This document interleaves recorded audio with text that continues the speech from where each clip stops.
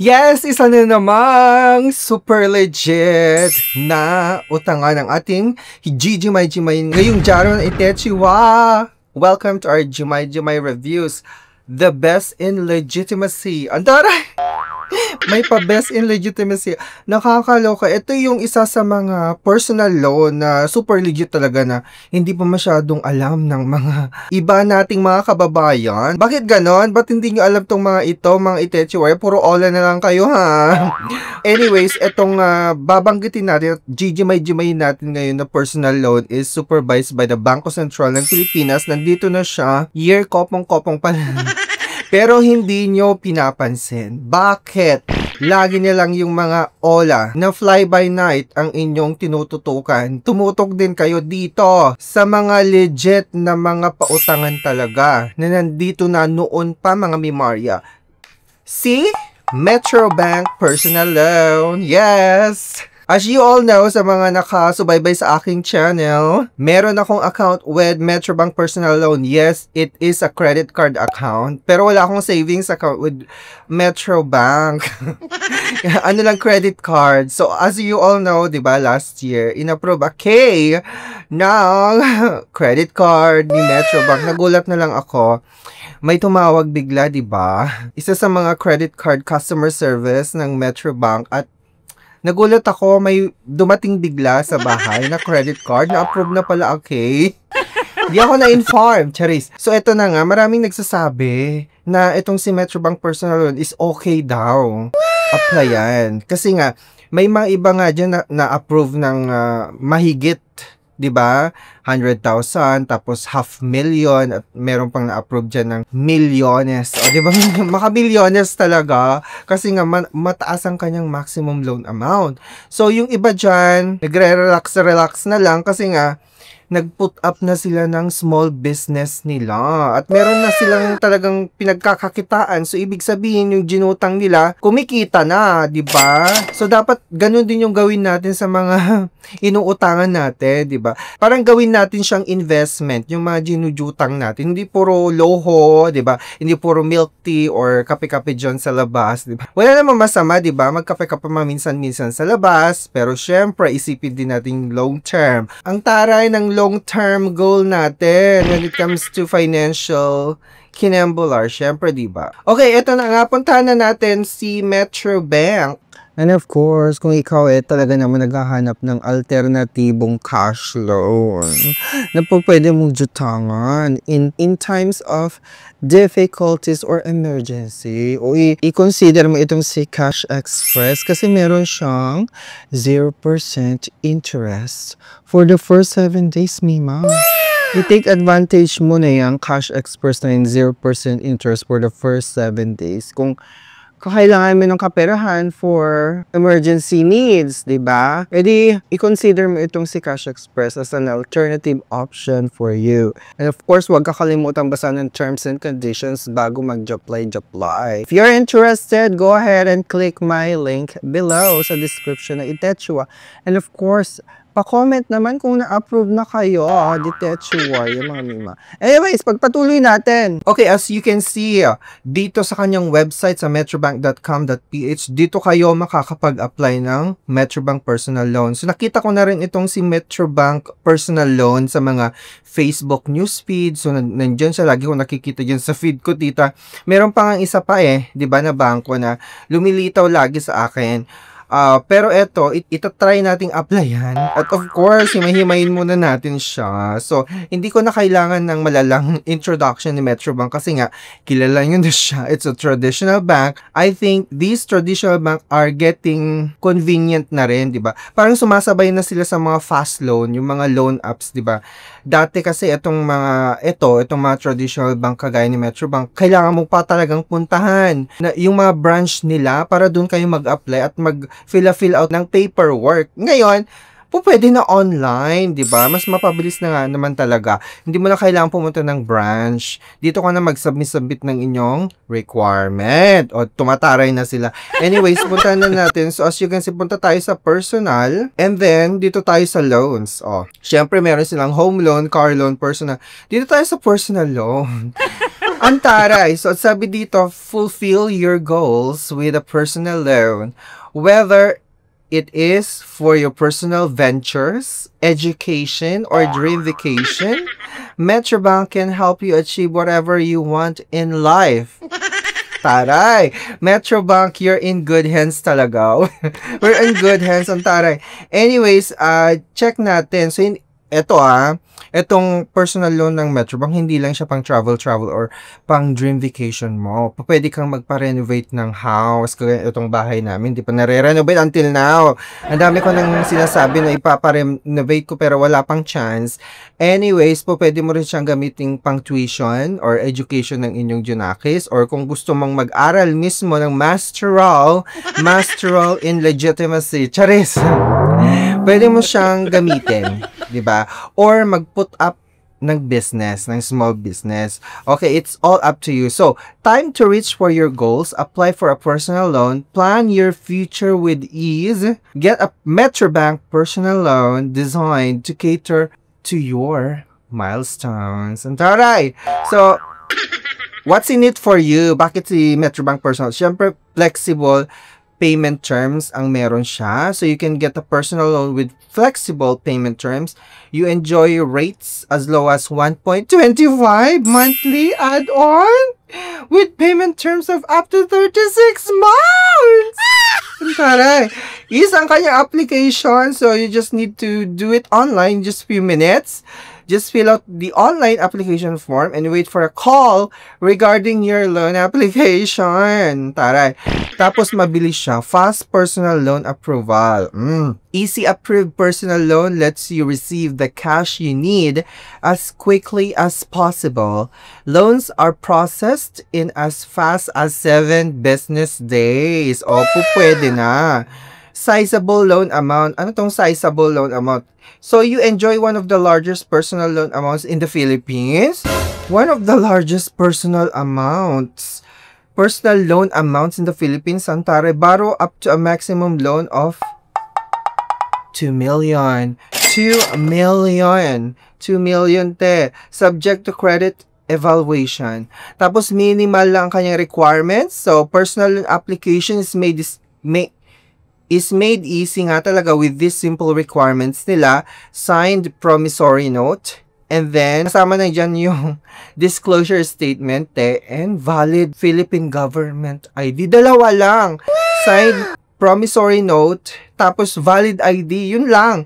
Tapos multi-purpose na itong loan nila. There's no limit to the use of online personal loans. Use your loan for a variety of purpose such as for travel, purchase of big tickets, weddings, o diba yung mga magpapakasal dyan, or unexpected expenses. Tarosh! Antarosh! So anyways, bago tayo mag-japla-japla, syempre, kailangan muna natin mag-calculator. I-check muna natin yung estimated monthly amortization natin. Okay, let's use the personal loan calculator muna. Okay, estimate lang to ha. Let's say, di ba, up to 2 million ang kanyang maximum loan amount. Gawin kong 500,000 kasi masyado namang malaki kapag 500,000, let's say. Okay, so ang minimum na po pwede mong i-loan is 20,000 kasi maximum 2 million. So, loan terms, let's say 36. O, pahabain natin. Sagad ko na. Okay, ang monthly add-on rate niya, tita, 1.25%. Okay, let's calculate, compute. Pak! Ha! 20,138.89 pesos lang per month? Ha? Okay, nandiyan na yung kasama na yung total fees and charges. Okay, breakdown. Let's see. May disbursement fee. Syempre, kasi bangko 1.5. Documentary stamp tax kasama din dyan. So, 3,750. Kasi greater than 250,000 pesos yung loan amount ko. So, yun yung documentary or DST na babayaran. Pero, ikakaltas na yan sa loan amount mo, tita. Okay, sabi dito, may disclaimer siya. Results are indicative only and are subject to change. Pwedeng magbago yan. So, estimate lang naman ite. So, let's say, applyan na natin. Bago natin applyan yan, ito muna yung mga kailangan nating malaman ha. Take time to review the following information about personal loan. So, ito yung kanyang terms, interest rates, and fees. Okay, may 12 months na payment terms siya. Merong 18 months payment terms din, 24 months at 36 months. Okay, so ang monthly add-on rate niya kapag 12 months yung payment terms is 1.75%.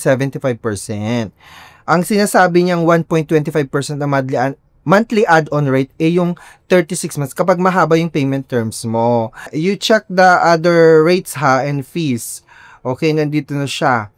And eligibility, mga Mimarya, kailangan din natin malaman yan. So, you should be a Filipino citizen, at least 21 years old, and 65 years old upon loan maturity. So, have a gross annual income at least 250,000 pesos. Have an existing credit card. If employed, be of regular status with current employer for at least 1 year. And kapag self-employed ka naman, be at least 2 years in the current business. Okay, applications of eligible applicants shall be subject to credit evaluation pa rin. Okay, so how to apply? Check nyo yan. Terms and conditions, nandito rin. May terms and conditions. I-check mo din yan. Tapos may FAQ din siya. Okay, check mo din yan. So, how much is the loan amount? Sabi niya, paulit-ulit 20,000 to 2 million. But the approved loan amount will vary per borrower depending on the evaluation of the borrower's financial circumstances and history during application. O, diba? May ganon. So, anyways, apply na natin ito. Balik tayo dito. Click apply. Ganon. So, yes, I have a Metrobank credit card. So, kapag wala ka namang Metrobank credit card, pwede naman siguro, i-click mo lang yun. Okay. So, meron akong Metrobank So, let's say, ang loan amount ko is 500,000 pesos. Loan purpose is, debt consolidation. Okay, para mabayaran ko na lahat. 36 months. Let's say, ayan. Ito yung monthly add-on rate, 1.25, tapos effective interest rate, nandyan din. Okay, ito yung magiging monthly amortization ko, 20,138 pesos and 89 cents. Okay, so nandito na yung breakdown. So, from 500,000 pesos, ang magiging net loan amount na makukuha mo or proceed is 494,750 pesos na deduct na yung disbursement fee at saka DST. Siyempre, i-fill out ko na yung aking basic details or basic information. Okay, so i-review ko na yung application kasi na-fill outan ko na lahat ng mga required information. So, ito yung loan information niya. 500,000 pesos loan amount, tama naman. Tapos, monthly add-on rate, 1.25%. Tapos, monthly amortization, 20,138.89. So, ito lang din yung pinakita sa akin before mag-fill out na application. So, tama. Okay, so ito yung purpose. Nandiyan din, loan term, 36 months. So, net proceeds 494,750. Tapos dito sa baba, nandiyan yung basic details ko at personal details. Na-review ko na yan. So, okay na yan. So, ngayon, ini-next ko na siya.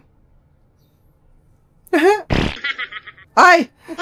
Akala ko approve agad. Sabi niya, you are qualified to proceed.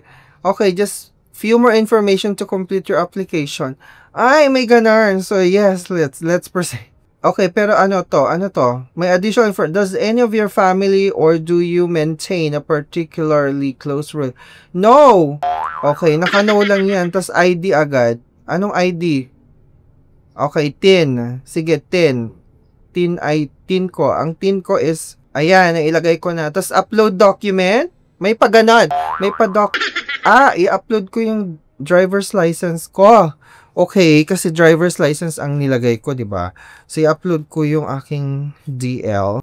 Picturean ko lang ang aking DL using my Kinembular phone. Taray. Okay, maliwanag ba? Hindi. Nag-upload na siya. Okay. Ganun lang siya kabilis. Ay, tapos na! Nag-upload na! Thank you, Mark Lester. You have successfully completed your personal loan application. We'll process this within 7 to 10 business days. To check the status of your application, you may send an email to customerservice@metrobankcard.com and provide, your online reference number. Okay? You may also call our customer hotline, Kinembolar. So, eto na. Inanonote ko lang yung aking, pipicturean ko lang yung reference number para in case, di ba, kailanganin kong i-check. So, malalaman natin within 7 to 10 business days daw, mga Mimorya. So, abang-abangan natin, mga Mima. Okay, abangan natin ang resulta ng aking application. So, kung kayo naman talaga ay gustong mag-apply at nakapag-decide na na-applyan tong ganitong mga klaseng personal loan na super legit talaga, di ba?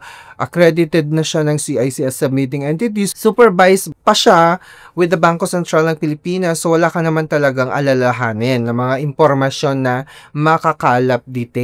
Kasi nga, bangko sila and they have the highest level of security, Kinembolar.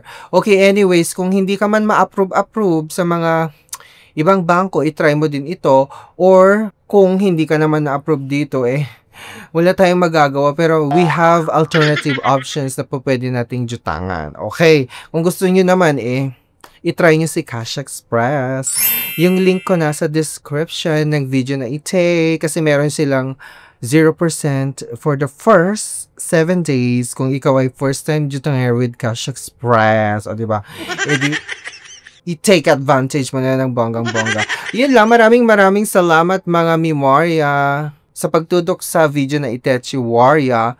Thank you so much for all your support. We are the best in legitimacy. Jumay reviews with Team Marcos. Thank you so much. Don't forget to subscribe. Click mo yung notification bell para every time na magkakaroon tayo ng ganitong mga video review, kayong unang madjudge ng chika bam bam! And die! Thank you!